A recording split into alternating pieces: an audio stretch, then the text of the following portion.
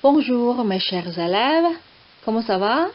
J'espère que tout le monde est en forme et peut suivre le cours pour aujourd'hui. Saya harap semua orang dalam keadaan sehat dan dapat mengikuti pembelajaran kita hari ini. Alors, maintenant on va continuer notre cours de la semaine dernière sur donner des conseils. Sekarang kita akan melanjutkan pembahasan materi donner des conseils atau memberikan nasihat.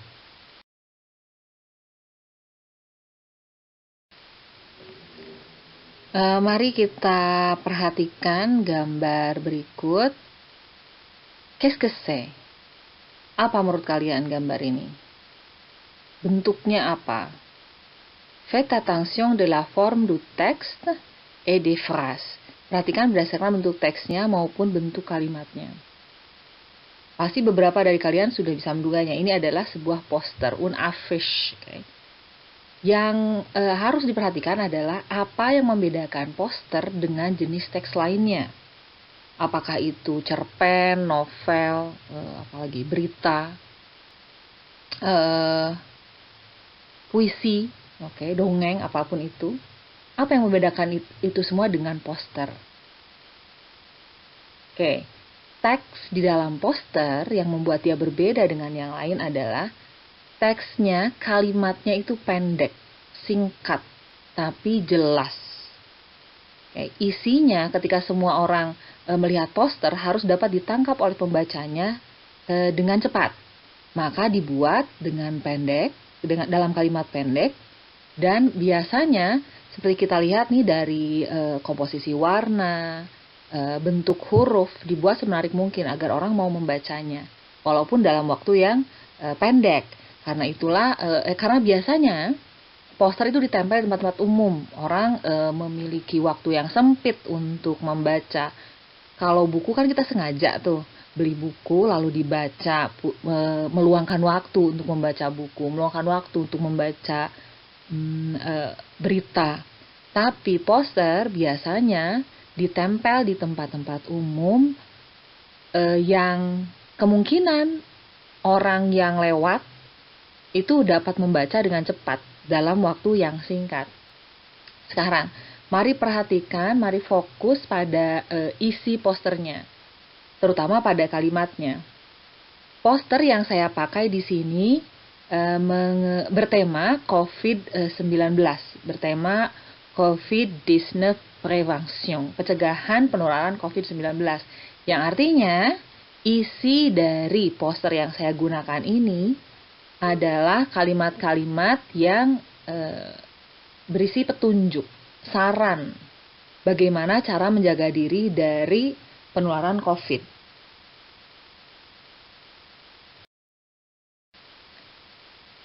Kita beralih ke gambar selanjutnya.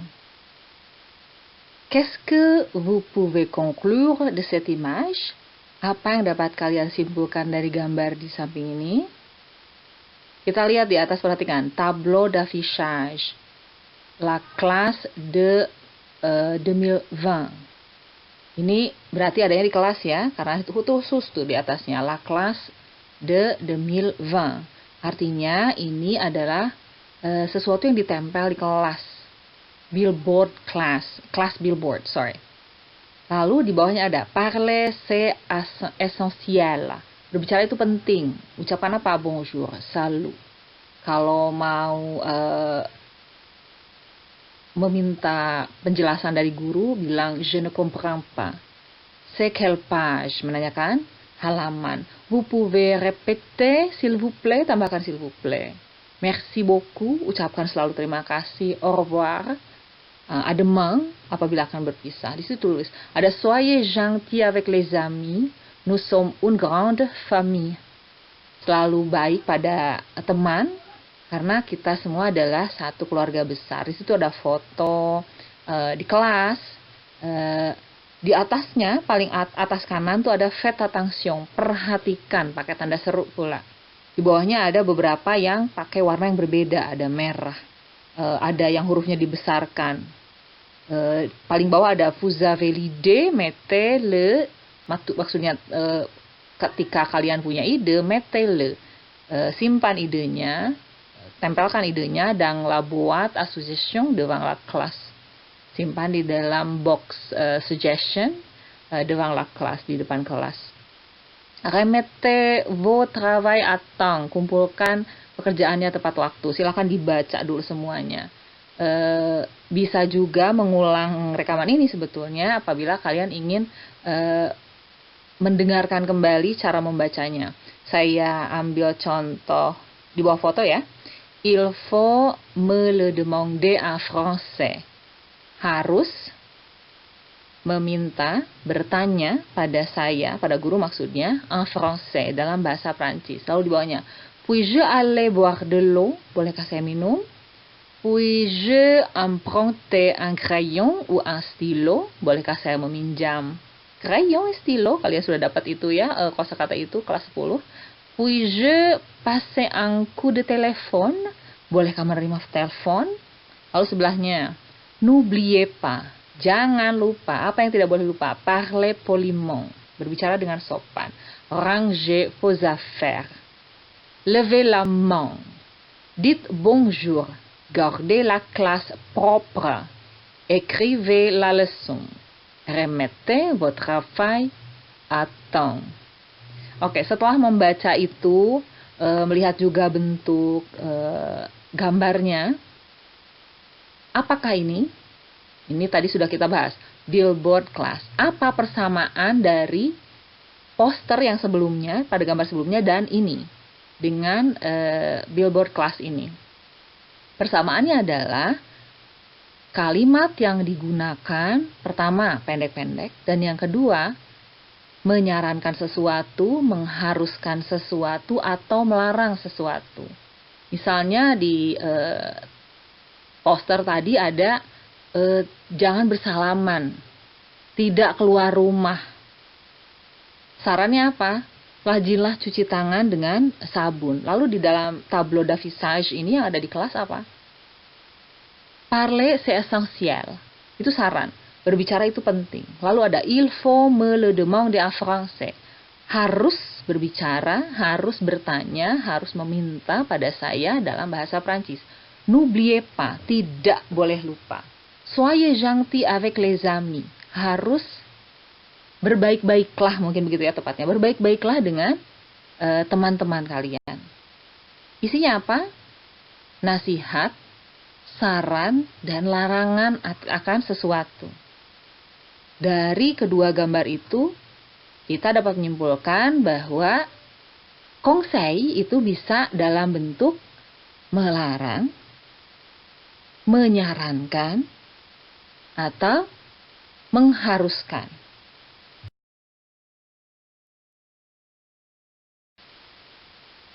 Berikut adalah contoh kalimat dari donner des conseils. Yang pertama harus kalian perhatikan adalah untuk mengerti keseluruhan kalimat, yang pertama harus kalian temukan artinya adalah kata kerjanya. Setelah menemukan arti kata kerja, kalian akan lebih mudah memahami keseluruhan kalimatnya. Meskipun tidak detail, tapi biasanya dengan menemukan arti dari kata kerja, kalian dapat memahami secara global apa yang dimaksudkan dalam kalimat. Saya akan membacakan kalimat-kalimat contoh ini agar selain membacanya dengan baik, kalian juga dapat melafalkannya dengan baik. Dengarkan cara saya melafalkan, cara saya membaca, kemudian cocokkan dengan teksnya, cocokkan dengan tulisannya. Kemudian kalian bisa mengikuti cara saya membaca. Donner des conseils. Suggestion. Il faut se laver très régulièrement les mains. Vous devez éviter les embrassades. Essayez d'arriver à l'école plus tôt. Obligation. Vous devez jeter les ordures dans la poubelle. Il faut faire attention pendant les cours. Il faut ramasser les tâches à temps. Interdiction. Il ne faut pas faire du bruit pendant la classe. c'est interdit de sortir de la maison pendant le confinement. Il ne faut pas faire du bruit pendant la classe. Setelah mengamati contoh-contoh kalimat untuk donner des conseils, kalian pasti menemukan bahwa banyak kata il faut muncul di beberapa kalimat. Il faut itu faut-nya berasal dari kata kerja dasar falloir. Falloir s'utilise seulement à la troisième personne du singulier dengan il impersonnel. Dengan pola il faut plus kata kerja infinitif yang exprime une nécessité générale. Di sini maksudnya begini. Faut selalu s'utilise seulement, digunakan hanya à la troisième personne du singulier. Digunakan hanya untuk person ketiga, orang ketiga tunggal, yaitu il. Hanya untuk il. Tapi il di sini bukan merujuk pada kata dia.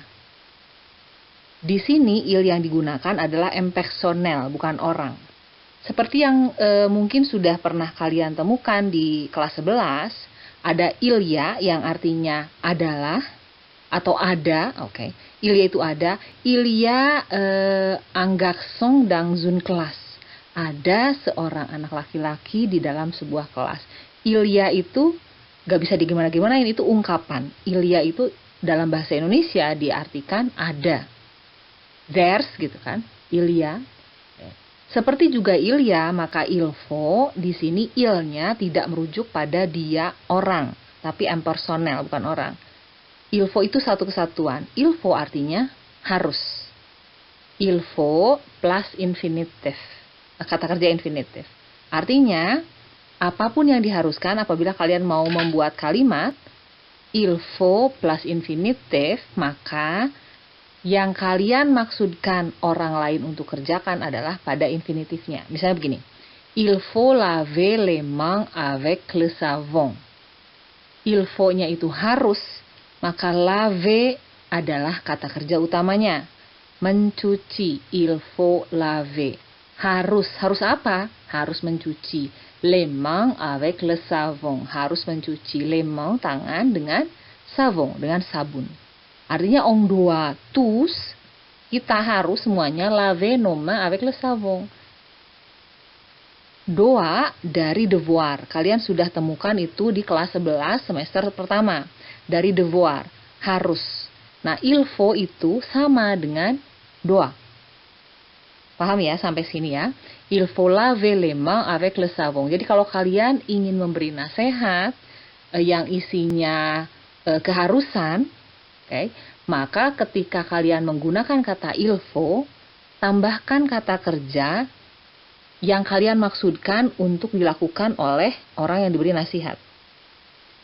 Kalau yang di bawah nih, kan ada dua ya ini kalimatnya ya. Il ne faut pas sortir de la maison. Kalau il faut adalah harus, maka il ne faut pas tidak boleh. Ini melarang. Il ne faut pas sortir de la maison. Tidak boleh sortir, tidak boleh keluar de la maison dari rumah. Apa artinya? On doit rester chez nous. Kita, doa dari devoir, harus rester chez nous. Harus tinggal di rumah kita. Ini mengacu pada keadaan sekarang, confinement. Jadi kita tidak boleh keluar dari rumah. Artinya kita harus diam di rumah. Jadi kata il pada il faut tidak mengacu pada kata ganti dia. Melainkan merupakan kesatuan dengan falloir. Jadi il faut artinya harus. Sedangkan il ne faut pas itu tidak boleh. Oke, il faut itu sama dengan doa, sama dengan devoir. Oke. Sedangkan il ne faut pas itu artinya sama dengan interdit, tidak boleh.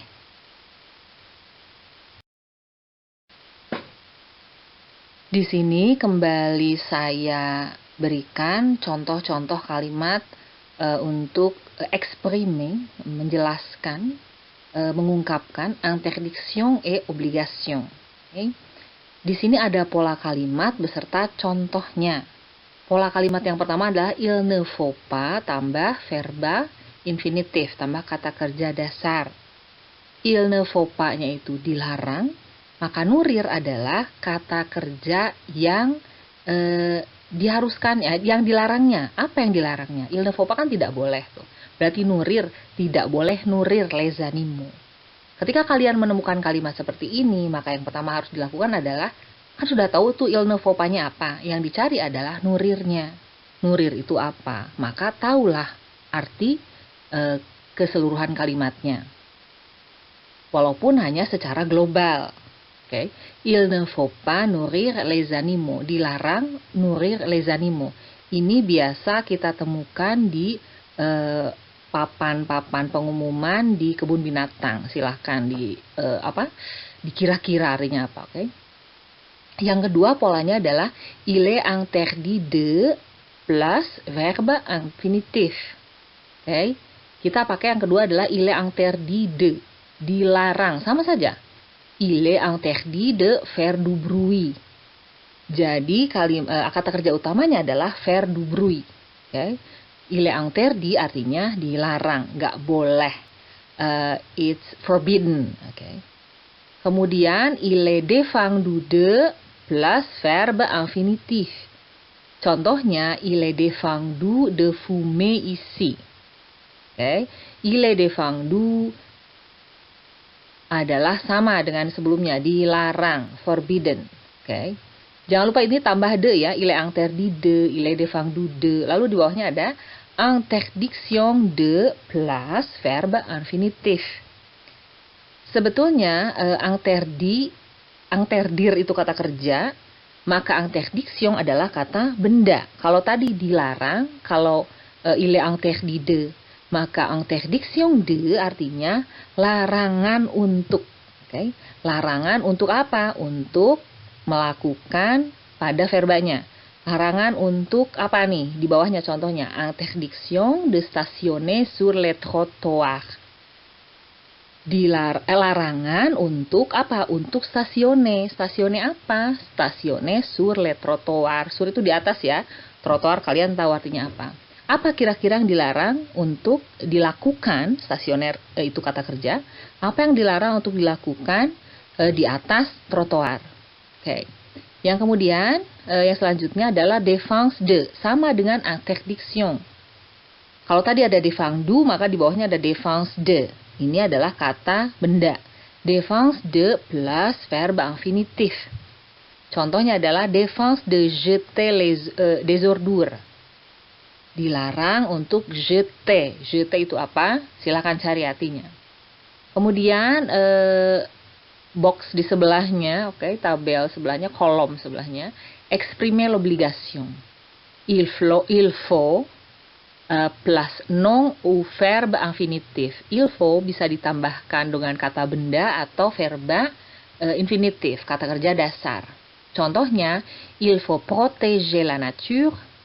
Dan il faut un billet pour entrer au parc. Okay. Billet itu adalah tiket. Okay, silakan cari. Ini artinya apa nih? Sedangkan di bawahnya ada verbe devoir, kata kerja devoir, yang tentu saja harus dikonjugasikan ya kalau pakai kata kerja devoir. Kalau yang lain kan tadi sudah itu given, sudah adanya begitu bentuknya. Il ne faut pas, il est interdit de, il est défendu. Tapi kalau devoir itu harus menggunakan subjek. Maka di sini contohnya je dois trier les déchets. Karena je maka doanya nulisnya D-O-I-S. Tapi kalau vous devez berarti sama saja kesananya. Verbanya apa? Apa yang harus dikerjakan? Apa yang diharuskan? Yaitu trier les déchets. Trier itu mengelompokkan. Okay. Apa yang harus dikelompokkan? Silahkan cari artinya. Okay. Ini adalah contoh tambahannya.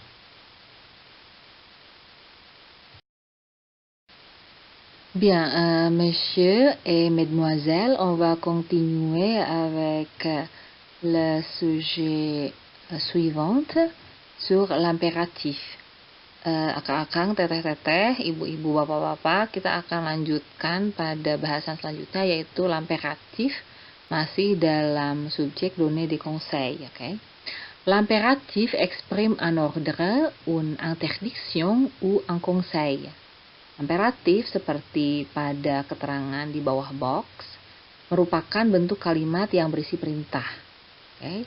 Bisa perintah, bisa sebuah suruhan, larangan, atau sebuah nasihat.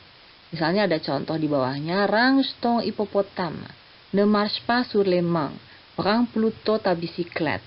Dari bentuk kalimatnya, secara tulisan, walaupun belum memahami isi kalimatnya, kalian sudah tahu nih, ini kalimat apa dari tanda bacanya. Karena di ujungnya, tiga-tiganya pakai tanda seru ya. Ada range ton hippopotame dengan ne marche pas sur les mains juga seharusnya kalian tahu bedanya. Yang satu bentuknya positif, sementara yang lain bentuknya negatif. Ada ne pas, maka yang satu menyuruh, yang satu melarang. Paham ya dari tulisannya ya?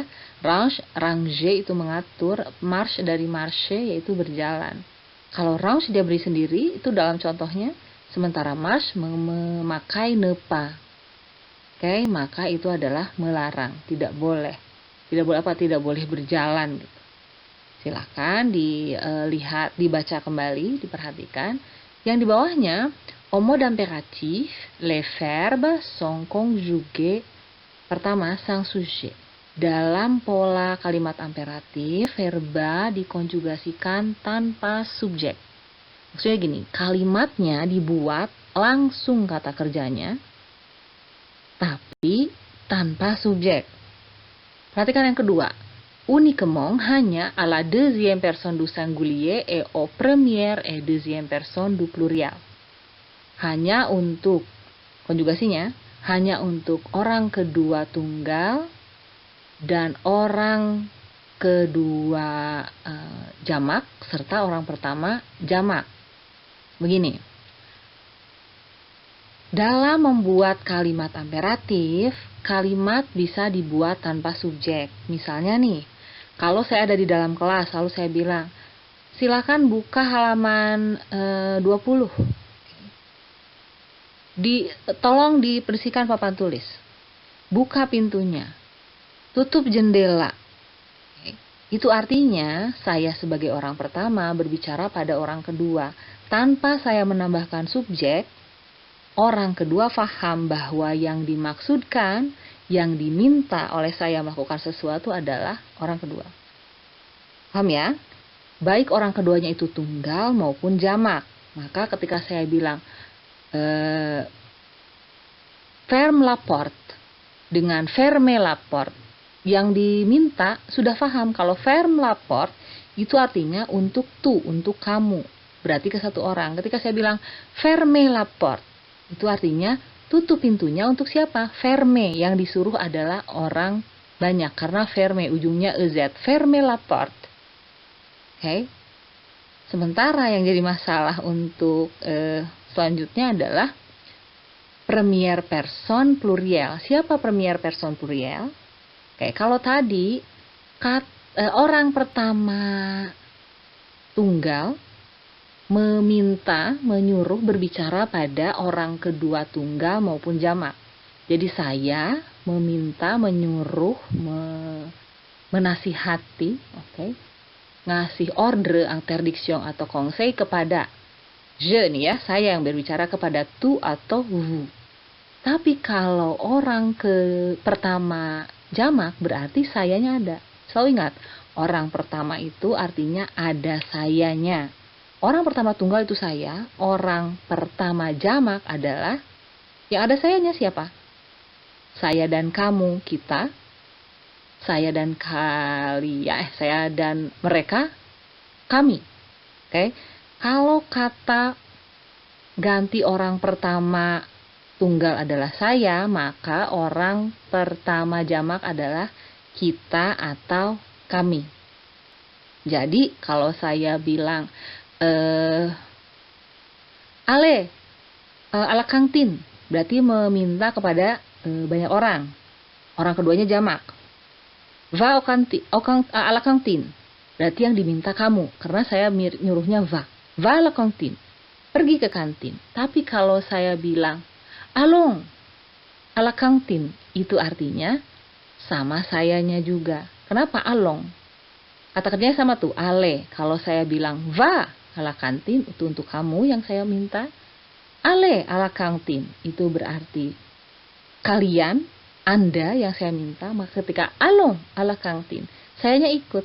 Kalau dalam bahasa Indonesia, meskipun dalam pola kalimat bahasa Prancis itu adalah perintah, tapi ketika dalam pemahaman bahasa Indonesia, ketika saya bilang allons, dengan sayanya juga, itu artinya saya memerintahkan diri saya sendiri.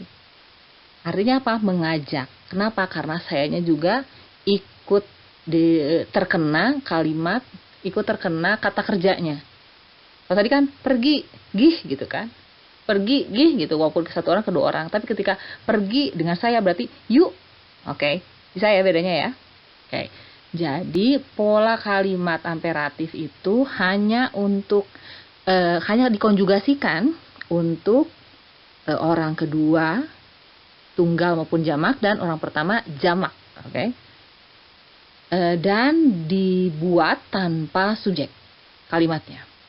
Kemudian, pour former imperatif présent, untuk membuat imperatif bentuk présent, kita menggunakan akhiran yang berbeda. Premier group, yang kita biasa gunakan itu premier group dan deuxième group sebetulnya ya. Premier group itu adalah semua kata kerja beraturan yang berakhiran er biasanya. Oke. Kalian sudah dapatkan itu di kelas 10. Baik beberapa kata kerjanya maupun cara mengkonjugasikannya. Walaupun tidak semua yang kata kerja berakhiran er itu beraturan. Misalnya ale. Ale kan a, de, zel, er. Itu kan berakhiran er ya. Tapi itu tidak termasuk dalam premier group karena bukan kata kerja beraturan. Karena untuk je, vais, tu vas, il va. Sementara nous-nya nous allons, vous-nya vous allez. Artinya ale itu bukan termasuk kata kerja grup pertama karena tidak beraturan. Ale itu masuknya ke kata kerja grup kedua bareng sama finir, apalagi mourir, écrire gitu ya, bareng ke situ. Oke. Lihat ujungnya itu bermacam-macam. Ada untuk premier group itu untuk tu ada ujungnya untuk nu ujungnya ons, dan untuk vous ujungnya ez. Sementara untuk deuxième group tu-nya is ujungnya, untuk nu iss ons, sementara untuk vous itu iss dan troisième group itu untuk tu ujungnya s, mirip ya sama yang premier group. Untuk nu itu ujungnya ons, dan untuk vous itu ujungnya ez. Okay. Le verbe du premier groupe est ceux qui ont une terminaison muette à l'impératif singulier ne prennent jamais de s à la deuxième personne du singulier. Kalau untuk yang terakhir ini kita akan lihat lebih jelas dengan contoh kalimatnya. Oke, sekarang kita akan masuk ke contoh penggunaan akhiran pada konjugasi kata kerja untuk pola kalimat imperatif. Apabila yang diminta kamu, toi, yang saya minta, atau suruhan ditujukan pada kamu, atau ditujukan pada kalian, pada Anda, à vous. Okay. Lihat, di sini yang beraturan ada écouter dan regarder. Kata kerja kelompok pertama, ujungnya er, berarti kata kerja beraturan. Kalau untuk vous sama seperti kita biasa mengkonjugasikan dalam bentuk présent. Écouter dan regarder, berarti yang disuruh itu kalian ya. Karena itu untuk vous dikonjugasikannya. Tapi ketika untuk tu dalam kelompok kata kerja pertama itu S-nya hilang, S-nya gak dipakai. Maksudnya gini, kan biasanya kelompok kata kerja pertama itu yang ujungnya er, untuk tu itu ada S-nya ya. biasanya tulisnya tu écoute gitu, ada S-nya ujungnya. Tapi kalau untuk kalimat imperatif, apabila si kalimat imperatifnya ditujukan kepada kamu untuk tu, maka S-nya hilang. Oke, écoute bien, regarde au tableau. Oke, paham ya? Sementara untuk kata kerja kelompok kedua itu ada finir, tetap ada fini, le devoir attend. Sementara untuk vous finissez le devoir attend, itu sesuai dengan konjugasi présent, konjugasi bentuk présent. Sementara untuk kelompok ketiga faire, ada fait les tâches selon le modèle, dan ada faites les tâches selon le modèle untuk vous. Sementara untuk toi tadi, untuk tu, apabila ditujukan untuk kamu, apabila yang diminta adalah kamu, maka faites les tâches selon le modèle. Ini pakai S, kenapa? Karena ini bukan kata kerja kelompok pertama. Oke, paham sampai sini ya? Jadi perhatikan lagi kalimatnya, lalu contohnya, bahwa kalimat imperatif, ingat, si kata kerjanya hanya dikonjugasikan siapa yang disuruh, siapa yang diajak, siapa yang dilarang. Kalau kepada kamu, maka konjugasikan nih seperti yang di sebelah kiri, bagian sebelah kiri. Untuk kelompok pertama, untuk tu-nya tanpa S, ininya apa? Konjugasi kata kerjanya. Dan untuk kelompok kedua dan kelompok ketiga itu kata kerjanya dikonjugasikan seperti biasa untuk présent. Kalau nyuruhnya ke kamu dan ke Anda, ya berarti yang harus diperhatikan adalah bagaimana mengkonjugasikan kata kerjanya. Nyuruh ke kamu berarti konjugasikan untuk tu, dan menyuruh kepada kalian atau Anda, maka konjugasikan untuk vous. Kecuali sayanya ikut, yang ngomongnya ikut, maka itu masuknya ajakan dan konjugasikan kata kerjanya untuk nous. Oke. Dan semua kalimat imperatif ditulis tanpa subjek. Jadi langsung kata kerjanya dan apa yang harus dikerjakan. Écoute bien, dengarkan dengan baik. Regarde au tableau, lihat, apa yang dilihat? Papan tulis. Fais les tâches selon le modèle, kerjakan tugas sesuai contoh. Finis le devoir à temps, selesaikan tugas tepat waktu. Jadi tanpa subjek dan hanya dikonjugasikan untuk orang yang diminta, disuruh, diberi perintah atau diberi nasihat, yaitu tu, vous, dan kalau mengajak itu untuk nous. Après lire tous les matériels dans ce module, qu'est-ce que vous pouvez conclure? Sesudah membaca semua materi yang ada dalam modul ini, apa yang bisa kita simpulkan? Kayak pertama, bahwa donner des conseils itu isinya bisa obligation, suggestion, atau interdiction. Bisa saran, bisa perintah, bisa juga larangan. Pola kalimat atau ungkapan yang digunakan adalah il faut, il ne faut pas, atau bisa menggunakan devoir, harus atau dilarang. Kalau il faut dan devoir itu artinya harus, sementara il ne faut pas dan bentuk negatif dari devoir tentu saja ne, devoir tambah pas, devoirnya dikonjugasikan, itu adalah larangan. Atau ada beberapa ungkapan lain yang bisa dilihat di dalam contoh. Selain itu, ada imperatif. Kenapa imperatif bagian dari materi ini? Karena imperatif juga bisa digunakan untuk un ordre dan conseil. Bisa untuk memerintahkan, bisa juga untuk memberi nasihat. Oke. Sementara dari subjek imperatif, bukan subjek bahasan. Pembahasan imperatif, kita bisa menyimpulkan bahwa kalimat imperatif selalu dibuat tanpa subjek, selalu dibuat tanpa menyertakan subjek. Jadi, kalau membuat kalimat imperatif, Langsung kata kerjanya saja. Langsung masuk ke kata kerja. Buat kalimat. Tulis di kertas selembar. Oke, langsung kata kerjanya. Karena dalam bahasa Perancis kata kerja disesuaikan dengan subjek, sementara ini nggak ada subjeknya, maka sesuaikan dengan orang yang disuruhnya.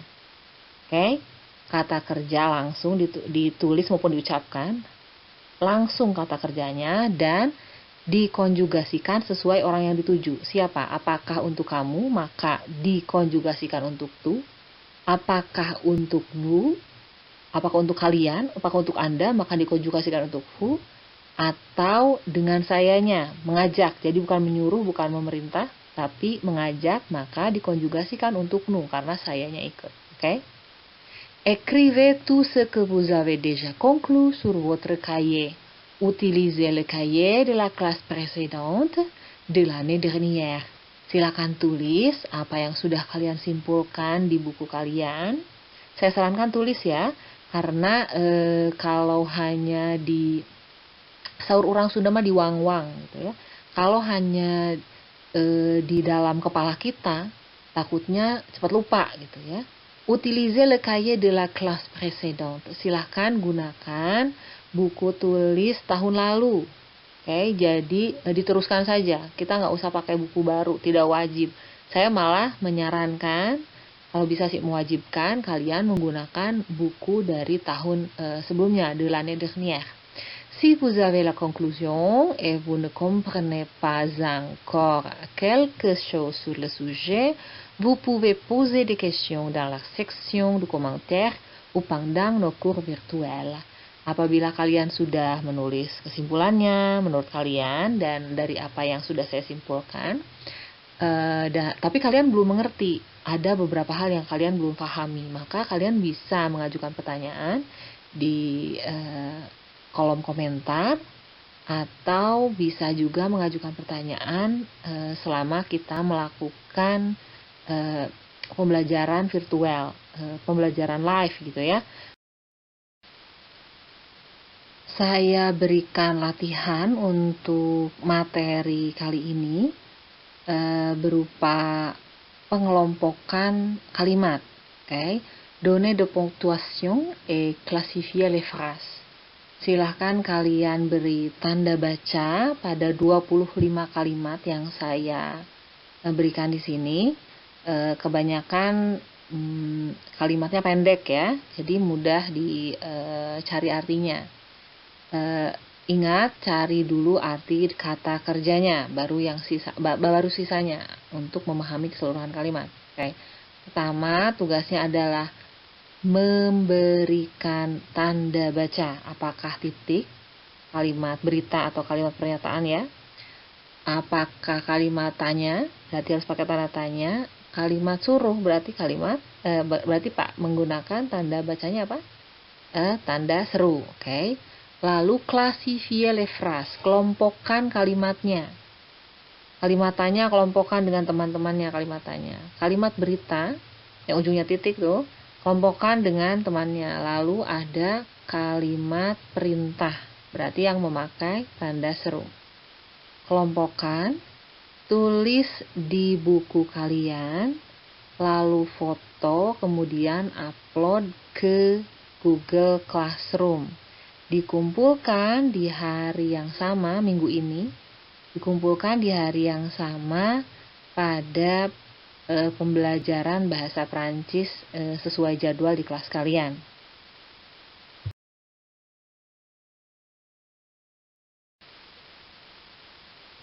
Untuk materi Donner les conseils ini, kalian juga saya minta untuk melakukan sebuah proyek. Oke, le projet c'est faire une affiche sur le thème du COVID-19 ou confinement ou les cours virtuels en utilisant les apps comme canva.com ou postermywall.com. Jadi kalian akan saya minta untuk membuat sebuah poster atau bisa juga semacam billboard seperti yang saya contohkan tadi. Lalu atau bisa juga brosur ya. Brosur kayak buat iklan-iklan gitu yang pendek-pendek, pamflet gitu loh ya. Dengan tema COVID-19, lockdown, atau juga boleh tentang pembelajaran online. Oke. Temanya itu menggunakan aplikasi, contohnya canva.com atau postermywall.com. Kalau kalian terbiasa menggunakan aplikasi yang lain selain 2 contoh yang saya berikan di sini, boleh. Jadi boleh aplikasinya apa saja, selama hasilnya merupakan poster atau brosur atau pamflet yang berisi les phrases à la mode imparfait. Jadi kalimat-kalimat yang digunakan dalam affiche ini, dalam proyek ini, karena sesuai dengan materinya donner des conseils, harus menggunakan pola imparfait. Karena imparfait seperti tadi dapat berisi ordre, conseil, suggestion juga bisa, atau interdiction juga bisa. Oke. Penggunaan pola kalimat imparfait-nya bisa di keseluruhan kalimat yang ada di poster kalian atau sebagiannya. Jadi boleh sebagian, atau kalau seluruhnya juga itu lebih bagus. Tapi paling tidak sebagiannya sudah dalam bentuk, kalimatnya sudah dalam bentuk imparfait, oke? Autre d'envoyer à Google Classroom, téléverser votre affiche sur votre plateforme de médias sociaux, par exemple Instagram ou Facebook, sur le feed ou le story. Jadi, selain dikirimkan ke Google Classroom, saya ingin kalian mengunggah hasil proyek kalian ini di media platform kalian, baik itu di feed maupun di story. Jadi nanti nilainya akan ada 2, oke? Yang ada di Google Classroom dan yang ada di media sosial kalian. Kenapa saya meminta untuk mengunggah ke media sosial? Agar kalian pertama punya karya yang kalian dokumentasikan sendiri. Jadi kan kalau di laptop kadang-kadang bisa terhapus atau hilang, paling tidak kalian sudah save, sudah dokumentasikan itu di media sosial kalian. Nanti tinggal kalian tag nama saya akan periksa ketika di-upload pada hari pembelajaran bahasa Prancis. Donnez-moi le travail à la semaine prochaine. Jadi kumpulkan minggu depan. Jadi kalau tugas pengelompokan kalimat itu dikumpulkan hari ini, paling lambat nanti tengah malam, maka proyek ini untuk 1 minggu. Ada waktu untuk 1 minggu membuat, isinya menggunakan kalimat imparfait, bentuknya berupa poster atau brosur atau pamflet dengan tema COVID-19, lockdown atau pembelajaran virtual. Oke. Terima kasih, selamat bekerja, semoga kita selalu sehat. Sampai jumpa di materi selanjutnya. Au revoir.